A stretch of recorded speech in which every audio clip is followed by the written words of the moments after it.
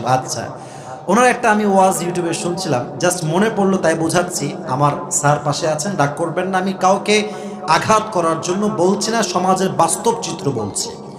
উনি কোথাও মাহফিলে গেছেন, আমি জাস্ট বোঝাবার সাথে ঘটনাটা বলছি। মাহফিলের মনে করেন যে প্রায় রাত 12টা বেজে গেছে, ওয়াজটা জমে ক্ষীর, মানে মানুষ খুব মনোযোগ দিয়ে ওয়াজ শুনছে। তো হঠাৎ করে নেতা সাহেব আসছে, একদম স্লোগান, নেতা সাহেবের আগমন, শুভেচ্ছা, স্বাগতম।